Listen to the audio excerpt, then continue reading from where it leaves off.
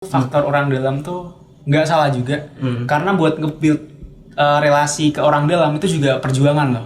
Ya itu ngeselin sih ya. Ngeselin gak sih? Apalagi teman sendiri harusnya Iya. kayak teman tuh yang nge-support gak sih? Iya bener.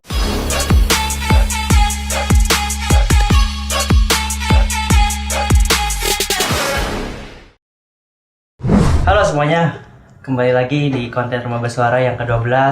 Gimana kabar kalian semua? Pada baik nggak? Semoga kalian baik aja.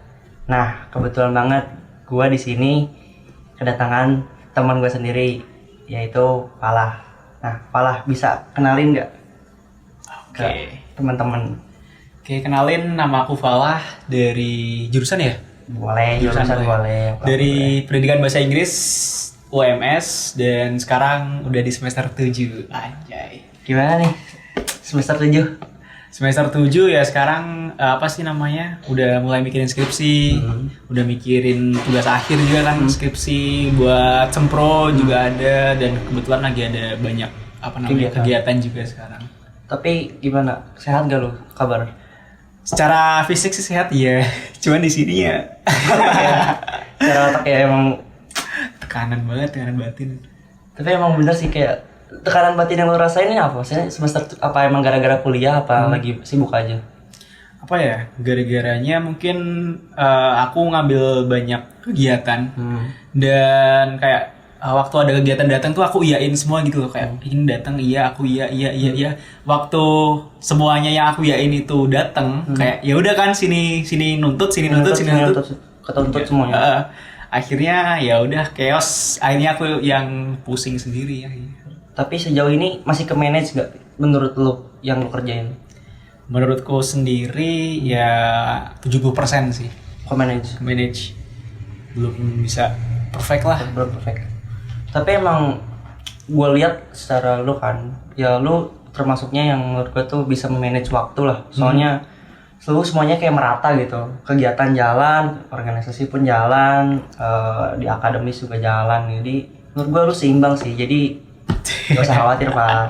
Nyantai, nikmatin masa-masa Iya, anak kuliah nggak sih, kayak kita kan kuliah nyari ilmu kan. Betul. Nggak usah cepet-cepet juga lulus. Tapi kalau bisa mau cepet-cepet juga nggak apa-apa sih. Kayaknya nggak bisa cepet juga sih. Soalnya ya banyak skripsi aku ya. Ini padahal udah semester 7. Ini kan UTS, berarti pertengahan ya. Ini belum sama sekali kepegang. Kayak misal ini Word ya, Microsoft Word. Ini judul. Di bawahnya belum aku tulis sama sekali satu kata pun. Kayak ya udah. Wah, emang lu nggak bisa ngerjainnya apa? Emang lagi nggak mood aja? Lagi gak mood dan belum ada waktu sih. Belum ada waktu. Kayak misal habis niatnya seharian nih niatnya, oh iya nanti skripsi nanti malam aja deh waktu pulang kayak gitu kan. Waktu pulang udah capek kayaknya, udah tidur. Iya sih, kalau udah capek, udah nggak mood ya susah buat ngerjain lagi. Bener. Tapi kegiatan yang sekarang lu paling sibuk tuh apa sih, Pak? Kebetulan sekarang yang paling paling intens ini aku lolos di Kampus Merdeka di bagian KBMI namanya. KBMI. Berarti itu di kampus Merdeka KBM itu ada apa aja sih, Pak? Di KBMI sendiri kan kepanjangannya itu kegiatan berwirausaha mahasiswa Indonesia. Jadi nanti di KBMI ini kayak lu tuh dikasih modal, dikasih modal usaha, dan gimana caranya lu tuh bisa membuat modal itu berputar dan nanti bakalan jadi lebih banyak lagi gitu. Intinya sih gitu sih. Jadi lu dikasih dana nge-manage gitu. Tapi kan sebelumnya itu lu pasti bikin proposal dulu kan? Iya. Nah, lu pasti kan nyari tim nih kayak gitu. Nah, itu bisa diceritain nggak gimana awalnya lu bisa kepikiran mau masuk sini? Oke.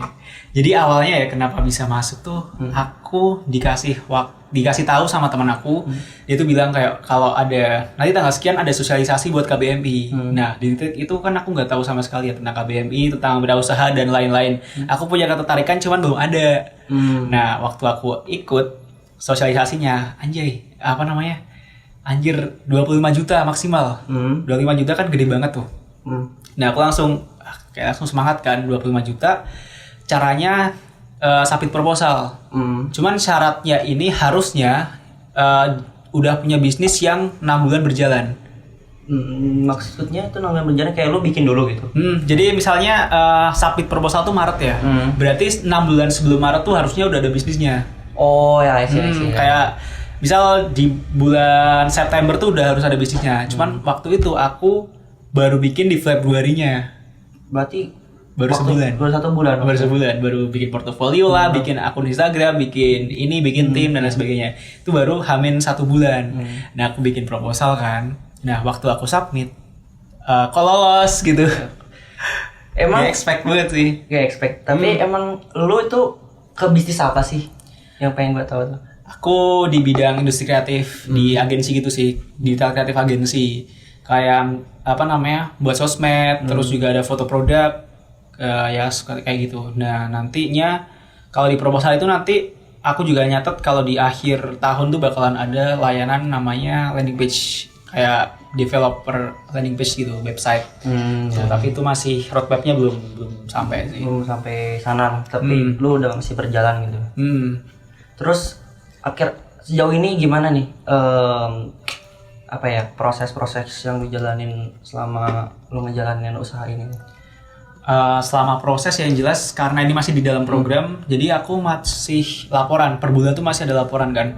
Laporannya tuh biasanya di tanggal 3 tanggal 3 setiap awal bulan tuh ada laporan. Jadi laporannya isinya ya kegiatan tim lu tuh ngapain aja selama 1 bulan. Misal ngadain ketemu klien, misal juga kegiatan marketing, misal IG ads, terus paid promote dan lain-lain tuh dilaporin semuanya, termasuk juga penggunaan dana dan berapa profit yang lu dapet. Nah, ya kayak gitu. Jadi bisnisnya jalan, programnya juga ada. Berarti ini jatuhnya lu juga masih diperhatiin lah ya, belum dilepas banget. Tapi suatu saat itu kalau emang udah sampai tingkat akhir itu bakal dilepas nggak? Bakal dilepas. Ini insya Allah besok aku sama timku presentasi final. Doain ya semoga lancar. Doain ya semoga ini Fala nanti pas presentasinya bisa lolos, bisa hasil terbaik lah. Amin. Nanti kayak PKM sih lebih tepatnya kayak. Jadi nanti bakal ada presentasi dan memperebutkan medali emas, medali perak, medali perunggu kayak gitu. Oh berarti nanti itu ada kayak semacam penghargaan juara 1, juara 2-nya gitu. Jadi setelah dari semua pendanaan itu ya dilebain lagi sebenarnya. Jadi itu satu Indonesia kan, satu Indonesia, dan itu yang lu tahu ada berapa peserta, berapa tim lah kayaknya? Berapa ya? Ratusan sih. Ratusan dari jadi bisnisnya tuh ada segmentasinya masing-masing, ada kategorinya, ada contohnya ada makanan dan minuman, ada jasa, ada perdagangan, ada industri kreatif, sama satunya apa lupa aku. Tapi itu lingkupnya masih kita tuh semuanya mahasiswa apa emang ada yang non mahasiswa gitu? Semuanya mahasiswa. Jadi buat yang mau daftar tuh harus mahasiswa aktif dalam satu universitas. Jadi satu tim tuh nggak bisa lintas gitu loh, nggak bisa. Boleh bisa di-share lah kayak syarat-syaratnya pas mau masuk. Soalnya kan pasti ada nih yang misalkan mau tertarik daftar KBMI ini yang lu jalani sekarang. Coba. Oke. Jadi buat teman-teman ya mungkin yang mau daftar, karena ini jujur ya Bill, soalnya informasinya tuh belum ke expose banget gitu loh. Padahal ini salah satu yang menjanjikan dan bergengsi juga, tapi banyak mahasiswa tuh yang waktu aku jelasin aku ikut ini aja nggak tahu.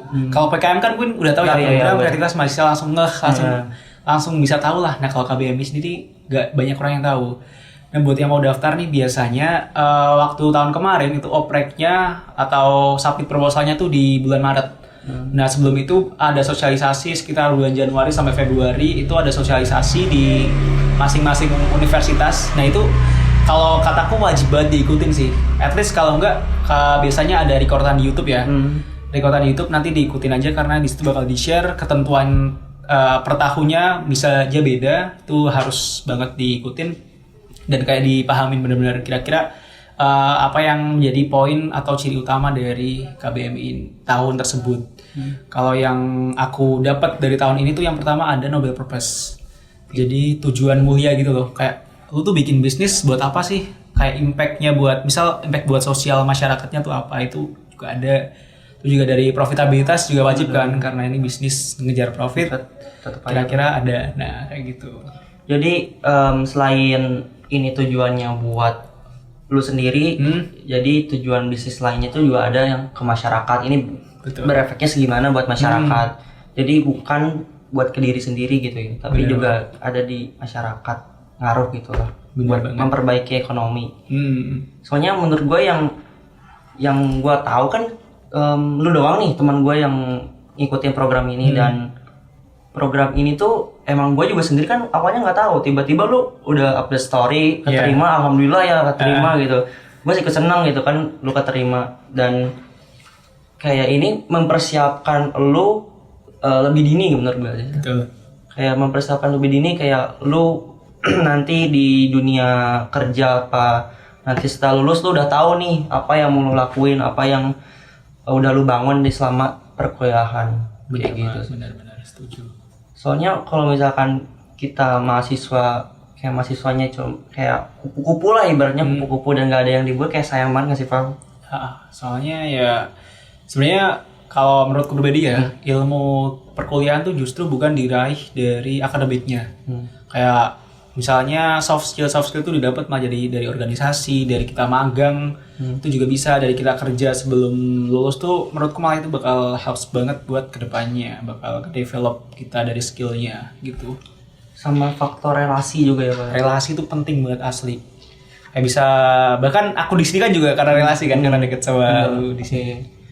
Karena relasi juga yang ngebantu kita ya, yang ibaratnya yang datengin kerjaan lah, nggak sih? Kayak Bener. misalkan ya emang rezeki datangnya dari Allah lah, dari yang di atas, tapi kan Allah juga menurunkan sama orang. Yeah. Orang datang ke kita gitu ngasih kerjaan kan, kita sama aja dikasih rezeki sama orang itu. Pernah kan ada meme ya, yang meme tangga gitu loh. Iya. Tangga buat daftar kerja. Kalau orang biasa tuh ada HRD, ada apa namanya, interview, ada berkas dan lain-lain. Kalau yang punya orang dalam tuh langsung kelangkah. Lebih ini kan? Langsung nge-cut banyak banget gitu. Nah, menurut lu yang kebanyakan kan ada banyak lu, ini faktor orang dalam gitu. Menurut lu gimana sih yang mesti mikir kalau faktor orang dalam itu salah? Menurut lu salah apa gimana? Menurutku faktor orang dalam tuh nggak salah juga. Karena buat nge-build relasi ke orang dalam itu juga perjuangan loh. Kayak misal ya di suatu perusahaan bisa kenal kan, relasinya juga harus ngedeketin kan. Iya. Ngedeketin secara personal, misal ngajakin nongkrong lah, misal ketertarikan sesuatu terus ngajakin ngobrol, kita reply IG-nya dan lain-lain, itu kan juga perjuangan gak sih? Iya bener-bener perjuangan buat ngebangun kayak suatu pertemanan lah. Soalnya emang yang namanya kita pertemanan, kita harus yang lebih mendekat nggak sih? Iya bener. Kalau emang kita mau cari relasi, nggak bisa kita yang pengennya dideketin, kan susah ya. Bener. Ya kalau nggak ada yang menarik gak mungkin bakal dideketin juga sih. Iya bener-bener. Kayak kalau kerjaan lu cuman nongkrong terus cuma main Mobile Legend doang, ya susah ya mau dapetin siapa ya kan. Kecuali lu dideketin sama, kalau misalkan lu kayak lu lah, misalkan lu di bidang ini, ya orang deketin lu juga pasti ada reasonnya dong, kayak Bener. ada reasonnya lu di bidang ini, jadi bisa saling tukar ilmu lah. Sama sih kayak gitu. Orang dalam penting Ya. nggak salah. Penting itu orang dalam nih. Fala ini udah validasi nih. Kalau orang dalam tuh penting. Soalnya banyak banget yang menyalahkan anak apa ya, orang dalam gitu. Padahal kan itu kan semacam benefit spesial nah. Nah, kebetulan nih kan lu ikut program ini. Iya. Dan boleh tahu nih kalau lu dipandu oleh siapa? Kayak dosen kah atau gimana? Nah, dosen gue tuh kebetulan Pak Hardika Dwi Hermawan. Ini suhu banget sih, karena beliau tuh apa namanya, mungkin prestasi-prestasinya ya aku sebutin ya. Ya, Pertama dia awardee dari LPDP, tuh apa namanya, beasiswa bergengsinya di Indonesia ya. Siapa sih yang nggak tahu LPDP dari Kemenkeu. Terus juga dia founder dari Disamain. Disamain ini kalau nggak tahu, coba searching aja IG-nya. Disamain itu kayak apa ya, ibaratnya social movement buat perdesaan. Dia udah bikin kayak beasiswa, terus kemarin juga aku lihat di story-nya tuh habis menang di LPDP Awards. Itu nasional tingkatnya. Jadi dia bikin sebuah gerakan di bidang wirausaha bareng warga-warga dan dapat apa namanya, penghargaan dari LPDP juara 1. Keren banget, panutan sih. Itu lu kalau boleh tahu kan dekat nih sama dosen ya. Ada benefit-benefitnya nggak dari kegiatan ini ke kuliahan lu? Kalau ke perkuliahan secara langsung, menurutku gara-gara ada konversinya. Ada konversinya ya. Ada konversinya, jadi tuh jadi mata kuliah tertentu tuh bisa dikonversiin kegiatannya. Kalau sekarang aku ke konversi 13 SKS yang harusnya 20 ya, maksimalnya 20 tapi cuman dari prodi sama CC-nya 13 SKS dan kalau yang sisanya kuliah biasa.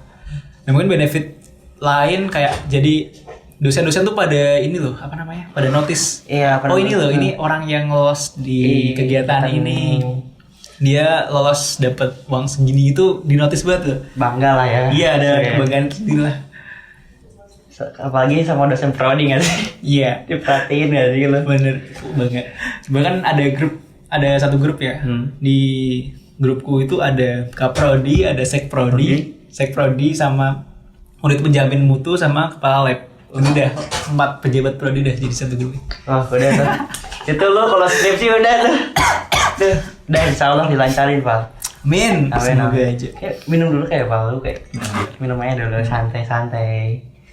Nah, ini nih Fala ini pokoknya temen gue yang paling menonjol lah. Enggak. Lu suka merendah lah. Enggak. Nah, Masih banyak. Gue mau tanya lagi kayak kita ke dalam usaha lu lagi. Nah, sekarang usaha lu ini lagi kayak apa ya? Kayak lu mengurusi di sosmednya apa aja gitu di bidang. Misalnya ada yang sosmed yang ke prodi atau sosmed yang non prodi kayak kafe gitu lah yang lainnya. Kalau sekarang yang pertama ini ada prodi pendidikan bahasa Inggris. Kebetulan emang waktu aku tawarin mereka juga butuh. Dari ACC, terus juga ada prodi pendidikan olahraga masih di lingkungan FKIP juga ya. Terus juga IG-nya fakultas FKIP ini juga kemarin baru presentasi, semoga ACC nantinya. Terus juga ada perpustakaan UMS. Sebenarnya masih 4-4-nya instansi sih. Ini baru ada masuk kemarin ini UMKM dari mahasiswa juga. Cuman belum aku urus gara-gara masih sibuk buat presentasi besok. Gitu. Nanti bakalan kemungkinan kedepannya juga bakalan ke kafe-kafe gitu mungkin ya. Kalau udah ada apa namanya tenaga yang lebih mumpuni gitu lah. Tapi lu butuh nggak orang tambahan? Butuh jelas. Siapa tahu lu bisa nih buka lowongan nih di sini. Iya benar banget buat teman-teman yang tertarik di bidang kreatif khususnya di sosmed atau mungkin di bagian landing page developer bisa kontak-kontak ya. Iya, ntar kontak aja Falah lah. Ntar gue kasih di deskripsinya emailnya Falah, kalau enggak Instagramnya Falah. Jadi kalian bisa langsung kontakin. Nah, jadi bisa ikut tercipratan. Nah, lagi kuliah kan ngasilin duit, jangan jadi beban orang tua doang lu. Bener. Tapi berarti yang kafe-kafe itu lu bisa nih. Kalau sekarang belum siap sih, belum siap. Jujur belum siap, belum ada SDM-nya lah ibaratnya. Tapi lu bisa kasih ini nggak kayak rate harganya kalau misalkan orang lain pengen tahu atau gimana, mau disebutin di sini apa gimana? Boleh sih. Kalau sekarang ya harga sekarang ya. Karena emang ibaratnya seiring berjalannya waktu itu meningkat terus lah ibaratnya kalau di kurva ini ke atas gitu kan. Kalau sekarang ini buat satu bulan dari rate 500 sampai 850. Itu saat ini itu masih ya lumayan affordable dibandingkan dengan kompetitor banyak banget yang sampai 2,5 juta. Oh, lu juga pasti kan ini dulu nggak sih Pak, kayak cari referensi harga gitu di bidang market pasarnya berapa gitu? Iya, emang apa ya? Emang udah mahal. Ya mungkin emang pasarnya segitu ya. Jadi ada yang 1,5 juta sampai 2,5 juta, bahkan ada yang 5 juta. Jadi mungkin 5 juta itu yang paket lengkap, ada videonya, ada mungkin laporan evaluasi dan lain-lain itu udah ada. Jadi harganya Fala ini menurut gua sih normal karena menurut gua kalau misalkan kita pasang harga terlalu terendah pun kita jatuhnya ngejatohin pasarnya. Nggak sih Bang? Ngecilin pasar dan dari kita pribadi juga jadi nggak ada untungnya. Nggak enak juga sama yang di atas jadinya takutnya misalkan abis dari Fala dia nanyain ke orang yang lebih lagi kayak misalkan di bidang ini yang udah lebih profesional. Dia nanyain, kemarin gue dapat di si Fala cuma segini kok, tapi dapatnya di lu mahal banget. Nah itu jatuhnya kan lu merusak harga pasar ya. Benar. Jadi Falah ngasih harga segini juga sesuai pasarnya. Jadi buat kalian bilang mahal, gue jitak pala lu. Galak banget. Iyalah, soalnya Lu pernah nggak dibilangin kayak gitu? Misalkan lu jual sesuatu kayak harga segini mahal lah gini. Iya sih. Ya itu ngeselin sih ya. Ngeselin nggak sih? Apalagi teman sendiri harusnya Iya. kayak teman tuh yang nge-support gak sih? Iya bener-bener. Kayak misal harusnya ya kalau temen ada usaha gitu lah, harus kalau warung makanan ya dibeli gitu. Iya gak sih, kayak kita mensupport karena kita tuh orang terdekatnya dia. Bukan harga temen tapi Betul. kita yang menyupport dia gitu. Kasih harga segitu ya udah kita kasih karena ya kita menghargai dia sebagai teman yang udah usaha. Dia juga masang harganya sesuai pasar. Kalau lu mintanya kurang ya ini nih yang masang di lu nih, bukan di temen lu misalnya. Kayak gitu sih menurut gue. Soalnya kan banyak banget tuh yang nyinggung kayak gitu juga kan. Dan menurut gua kayak gitu sih. Ya betul. Ngeselin. Nah, dampak lain selain kayak lu sekarang abis kita bangun namanya apa kalau bisa tahu ini nama In kreatif ini lu udah hasil apa aja sih sebagai penghargaan nih buat diri lu kayak bisa di ini nggak sebutin biar orang lain tuh makin terinspirasi lah aja. Mungkin penghargaan yang jelas jadi belajar banyak sih. Karena aku backgroundnya dari pendidikan ya, dari pendidikan bahasa Inggris, bisa belajar tentang digital marketing, belajar sosial media, belajar algoritma, juga belajar desain. Itu jadi soft skill buat nambah portofolio sih jelas. Banget. Itu dari yang mungkin bisa dibilang nol ya, bahkan mungkin sekarang udah nambah 1 digit lah, 0 dari 1 gitu. Itu alhamdulillah udah dapet. Itu secara soft skillnya. Terus buat prestasinya sendiri kan jadi ya kayak tadi dikenal banyak orang juga, dikenal dari UMS juga. Kemarin sempat dinepin di hotel sehari, 2 hari. Itu lu di hotel apa sih? Apain itu apa? Maksudnya itu apa? Lu ada kegiatan apa? Ya, jadi di hotel itu sebenarnya buat persiapan presentasi. Jadi kan kayak presentasi yang besok ini ada presentasi buat ke juri. Jadi juri ini yang menentukan dia dapat emas, perak atau perunggu ini tadi. Nah, itu pelatihan. Jadi kayak dikasih tahu ini loh cara presentasi yang benar, ini loh cara buat PPT-nya yang benar, yang bagus tuh kayak gini gitu. Jadi lo ibaratnya dibimbing lah ya sama dosen-dosen ya. Bener. Sama dosen-dosen biar ya syukur-syukur dapat juara 1. Amin ya Allah. Soalnya amin lah, semoga dapat juara 1 lah. Soalnya apa ya, kalau juara 1 itu kalau kita dapat juara-juara gitu ada ini nggak apa kayak lanjut apa gimana gitu. Kalau lanjutnya belum ada informasi sejauh ini ya. Cuman yang sejauh ini yang informasi mungkin benefit paling tingginya kalau dapat medali emas gold itu bisa bebas skripsi. Oh tuh. Kalau emas tadi saingannya banyak bro, banyak banget. Bayangannya banyak tapi semoga lu salah satu yang beruntung lah. Amin. Salah satu yang beruntung untuk bebas skripsi tuh. Lu nih yang masih semester awal. Coba cari sekarang nih kegiatan yang Falah lagi lakuin. Gue juga nyesel nih dulu nggak nyari tahu dan gue juga cuek-cuek aja. Jadi pas udah tahu udah Falah ya udah keterima. Nah semoga bisa bebas skripsi lah gitu ya, bener gitu. Jadi kalau bebas skripsi kan lu tinggal udah jalanin aja sambil bisnis ya. Bener banget, betul. Dan ini sih mungkin buat teman-teman yang masih semester berapa? Sekarang ganjil ya? 1, 3, 5. Ini kesempatan emas banget buat kalian buat nyobain namanya Kampus Merdeka. Kampus Merdeka tuh ibaratnya paling besar Kampus Merdeka tuh. Di bawahnya ada banyak banget program kayak contohnya pertukaran pelajar. Ini namanya ISMA. Terus ada yang suka startup teknologi itu namanya ASMI. Terus ada juga pengabdian itu namanya PHP 2D. Ada juga kampus mengajar. Ada KBMI. Terus ada magang bersertifikat dan juga studi independen. Nah ini masih banyak sih. Saking banyaknya tuh bisa di list gitu lah. Jadi bisa apa ya, lu kayak cari yang bener-bener lu suka ya, apa gitu. Soalnya gue juga tadi lihat dan emang programnya banyak banget. Kalau lu emang sukanya di akademis, kayaknya di pertukaran pelajar nggak sih Pak? Iya bisa. Kayak lu pernah ada teman nggak yang pertukaran pelajar gitu yang lolos? Ya ada teman SMA sekarang di HIUMY, dia tuh lolos ISMA, sekarang di Scotland cuy, di University of Glasgow. Itu gratis ya? Gratis. Ya, setauku sih dia cuma ngurus kayak visa, paspor kayak gitu. Lainnya udah diakomodasi sama pemerintah. Gila tuh. Banyak banget yang bisa diekspor, ada akademisnya, ada yang kayak wirausaha kayak Falah, ada yang kayak bidang startup kayak gitu, dan itu kayak semua jurusan bisa ya Val ya? Bisa.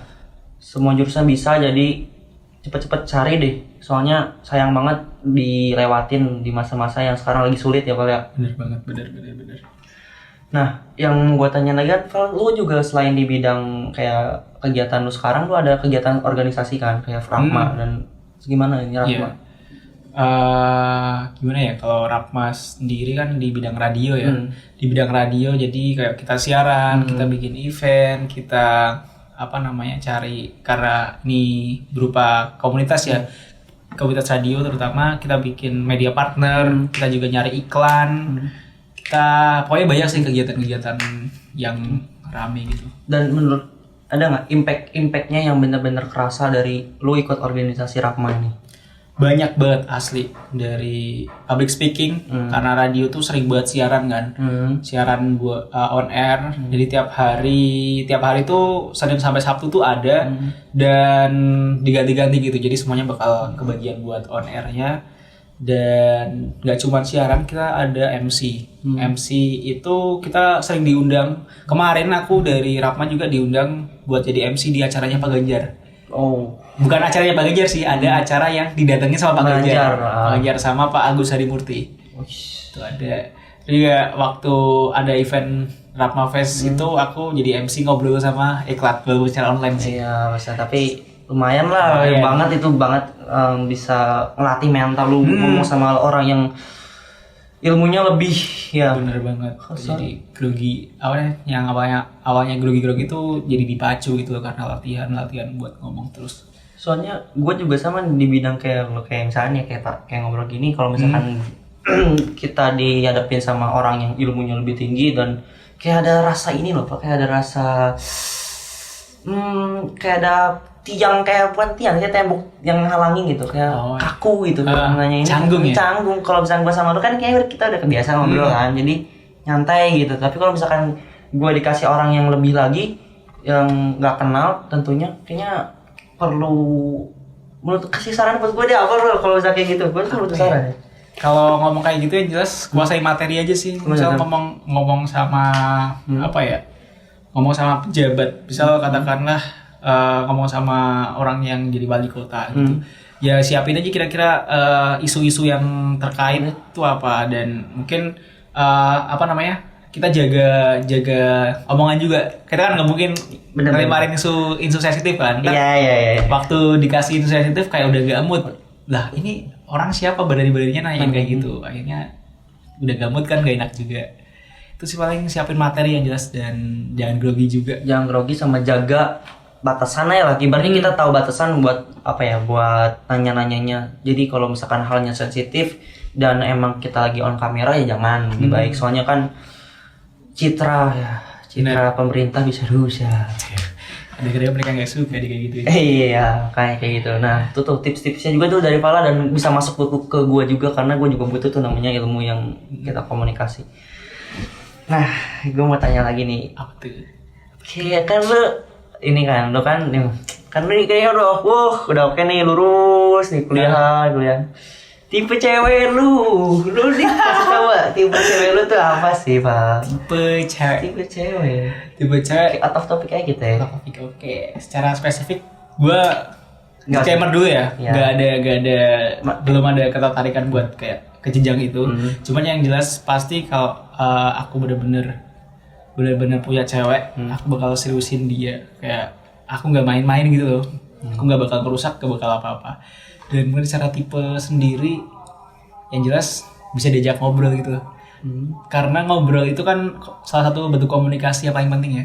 Kita misal mau secantik apapun cewek, cuman nggak bisa diajak ngobrol, cara frekuensinya beda. Misal kita ngomong A, dia nganggapinnya B, kita ngomong C, dia nganggapinnya Z, itu kan nggak mungkin ya. Jadi komunikasi itu paling penting, keselarasan frekuensi itu jadi nomor satu menurutku. Terus juga tuntutan orang tua aku sih sebenarnya. Orang tua aku request itu ya sebenarnya tuh kayak dikasih umur yang lebih bawah. Oke. Jadi gak bisa seangkatan. Jadi yang seangkatan ini tertutup dong nih, Bang. Gak tahu sih. Kita gak tahu ya. Gak tahu sih, itu request orang tua kan. Saja ya. Bisa di lobby lah. Gitu. Apa ya? Gak tahu, belum ada pikiran gitu deh. Tapi yang penting kan lu udah tahu kan lu mau nyari kayak gimana, berarti yang yang bisa diajak ngobrol lah, yang paling penting kan itu. Bener. Soalnya gue nemu kata-kata bagus yang bisa dinikmati masa tua nanti itu bukan mukanya, tapi kita saling ngobrolnya, sharingnya gitu kan. Setuju banget. Ya itu tuh kata-katanya tuh. Kalau misalkan nanti kalau udah tua tuh bukan tampang lagi. Karena semua juga bakalan hilang kan, tampangnya bakal keriput, bakal tua. Kayak gitu, benar. Nah, ini tuh. Jadi kalian mau yang jadi daftar jadi ceweknya Falah, siap-siap dah. Lu banyak banyak baca buku maksud gua. Terus lihat-lihat tuh Falah ngobrolnya sukanya apa aja ya gitu.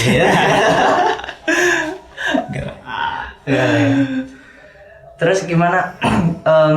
Apa lagi yang mau tanyain ya? Apa lagi ya kayaknya? Tentang apa ya? Gue tanya deh Bil. Coba. Apa ya ibaratnya kalau misal bahas cewek lagi nih, bahas cewek. Boleh, cewek. Ya, karena kalau ini gue berbuat soal gitu.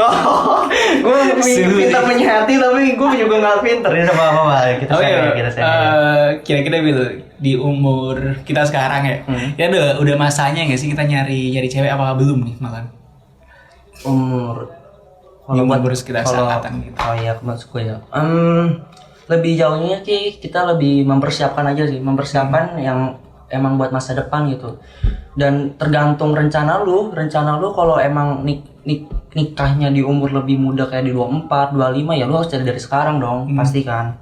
Nggak bisa tuh lu kayak nyari di umur yang ya bisa sih kayak bisa-bisa aja tapi kemungkinannya kecil kan, dan ya jarang gitu yang bisa nemuin yang langsung kayak kita kan pasti butuh waktu dulu kayak kita bareng-bareng kenalin diri masing-masing. Dan kayak bullshit lah kalau lu yang kayak ibaratnya kalau soal kayak di Islam tuh apa ya namanya? Ta'aruf lah. Ya cuma beberapa orang yang bisa kayak gitu. Dan kalau lu emang nggak bisa gitu ya lu nggak usah maksain. Datonya kalau misalkan lu jatuhin pengennya kayak gitu nantinya nggak cocok kan nanti cerai juga. Jadi lebih baik ya kalau emang lu di umurnya muda ya lu mempersiapkan dari sekarang. Tapi kalau misalkan di umurnya lu mau nyarinya yang nyantai kayak umur 27, udah 8 dan cowok kan itu yang masih oke lah. Dan nah itu lebih ya kayak mikir ke diri sendiri dulu, paling kayak bertanggung jawab dulu sama hidup sendiri. Soalnya yang gua sharing ya sama beberapa cewek aja kayak udah tercinta ya gua. Sharing sama beberapa cewek tuh lebih suka sama yang bertanggung jawab sama hidupnya sendiri dulu daripada yang ya lu bertanggung jawab sama hidup ceweknya tapi lu nggak bertanggung jawab sama hidup sendiri. Oh I see. Iya nggak sih. Banyak orang yang mikir kan kayak memenuhi kebutuhan ceweknya tapi memenuhi kebutuhan sendiri nggak merhatiin orang tuanya. Ceweknya jadi perhatiin, orang tuanya enggak kayak gitu loh. Jadi ya itu salah satu the partnya gitu ya, partnya buat tanggung jawab sama hidup sendiri itu orang tua, keluarga, lingkungan lu, hidup sendiri, udah itu sih menurutku. Kayak gitu memang masih perlu persiapan lah ya. Iya masih perlu persiapan, jadi nggak usah buru-buru sih kalau menurut gua. Nggak usah buru-buru ya, kalau mau mensiapin nggak apa-apa. Jadi biar lu nyantai di depannya gitu, nggak mikir kayak nyarinya susah kan karena tahu sampai ada yang buka aplikasi Tinder, buka aplikasi Bumble lah. Salah satunya gua tuh. Nah kayak gitu menurut gua. Wow. Bahas cewek. Apalagi nih yang satu bisa, siapa tahu lu yang bisa tanya ke gua apalagi nih setelah saya cewek apalagi nih. Apa ya? Gue mau cerita aja sih. Cerita aja. Tentang cewek. Sebenarnya bukan cewek in general ya. Gue mau sharing lucu sih udah. Iya, lucu aja. Masalah cewek juga ya. Kebetulan bukan kejadian sama aku, cuman ke teman-teman kos. Jadi tahu kan balanya ngomongin cewek dan kos tuh, Pak. Jadi kebetulan di kosku tuh lumayan bebas. Kosnya lumayan kurang agak jauh dari peradaban orang lah. Ya kos-kosan anak-anak inilah remaja lah gitu ya. Remaja betul. Nah, sering banget kayak ya udah karena kosnya jarang dikontrol, jarang dilihat, akhirnya ada yang bawa masuk asal cewek masuk bla bla bla.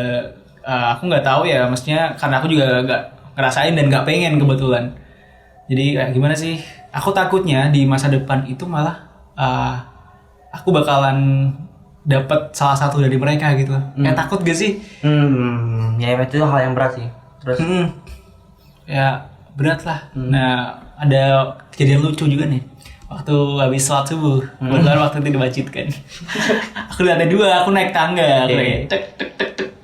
Waktu aku naik tangga kok ada suara. Suara-suara apa nih? Suara-suara. Ada suara yang mencurigakan. Ya. Waktu aku kan penasaran ya. Terus aku apa namanya berhenti dulu. Dek, Iya. kok masih berlanjut Iya, gitu. Ya suaranya gak usah ditiru lah ya. Iya. Udah tahu lah suara kayak gitu. Suara mendesah lah sih ya gitu lah ya, kita itu. Itu parah sih ya. Ya lucu sih sebenarnya. Cuman jatuhnya lucu ya. Lucu aja kayak sharing aja kayak gitu ya. Dan kayak gitu kan emang di kehidupan mahasiswa kayaknya, apalagi sekarang kan udah biasa ya. Kalau kita dalam perspektifnya di zaman sekarang gitu ya, tapi kalau dari perspektifnya Islam kan udah salah ya. Jadi ya kayak itu kita tanggung dosa-dosanya sendiri aja ya kali ya. Dan lu juga, lu pasti pernah nggak pakai nggak nyaman gitu? Kalau misalkan ya kosong dipakai kayak gitu, apa lu bodo amat?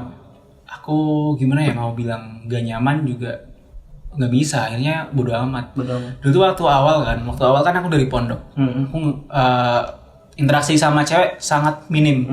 Nah waktu sampai di dunia kuliah ketemu kayak gitu kaget dong, kayak Oh iya, itu lu kesini ya? Iya, jadi waktu pertama kali ibaratnya menangkap basah yang kayak gitu, ya pasti kaget, heran kayak lah ternyata kayak gini banget ya kehidupan di kampus. Soalnya itu nyata adanya. Dan sikapmu pengen ikut-ikutan apa enggak?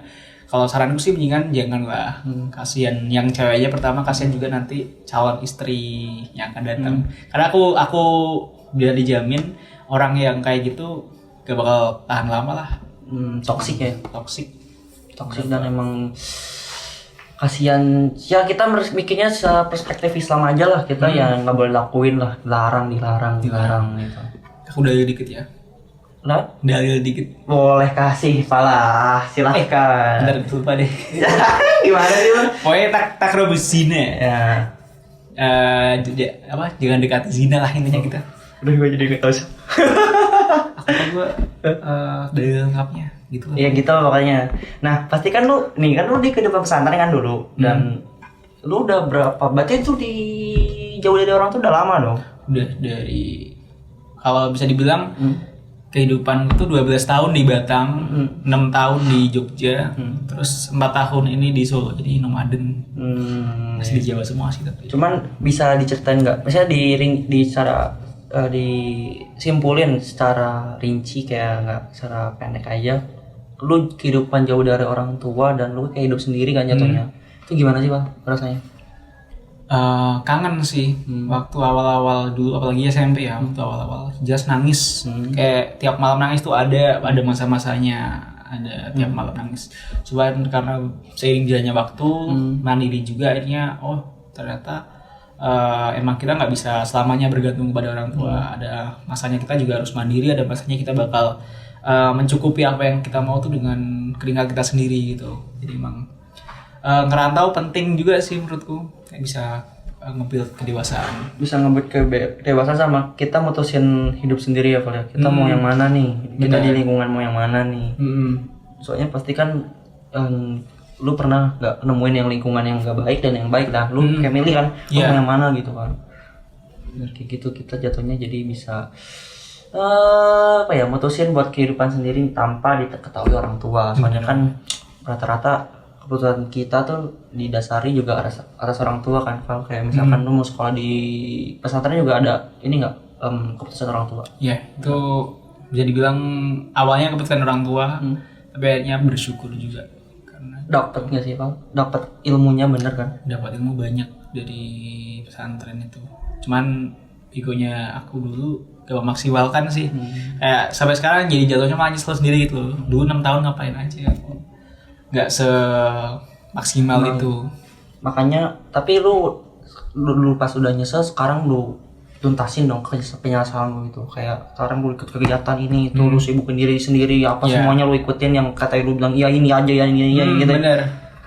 Harusnya kalau misalnya dimaksimalin dari dulu bakal progresnya lebih besar gede, ya. Bener. Mungkin bisa lebih bawa impact lebih banyak orang gitu. Dan lo ini nggak Pak, bisa kayak apa yang dapat yang lebih kayak dapat apa ya, kayak hidup jauh dari orang tua tuh Yang lebih didapat lagi apa Pak? Selain itu? Selain itu jelas apa ya? Yang enggak yang didapat dari jauh dari orang tua. Kemandirian udah ya tadi ya.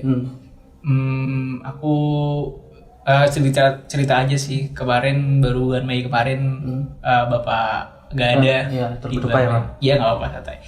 Di bulan kelima waktu bulan puasa. Jadi posisinya waktu itu habis pandemi kan, nggak, kebetulan nggak ada. Gimana ya, ibaratnya kayak udah lama jauh dari orang tua, jadi kayak ngerasa aku nggak cukup ngasih waktu aku buat bapak gitu kan. Iya. Tiba-tiba udah nggak ada, padahal rencananya kayak abis ini ya paling nggak bisa tinggal bareng lah, bisa memberikan pengabdian lebih, cuman nggak bisa karena udah memang udah waktunya, udah takdirnya gitu. Dan pasti gue yakin bokap lu juga pasti senang lah lihat lu sekarang kayak lu kegiatan oke semuanya. Ya gue doain lu bisa sukses lah, kita sukses bareng lah ya. Amin. Top, bener. Sukses bareng lah kita. Terus kayak bisa nggak lu kasih kayak buat closingan lah kita, buat closingan lu kasih kata-kata buat audiens lah yang yang apa kayak yang semangat atau apa gitu. Cerah lu, silahkan.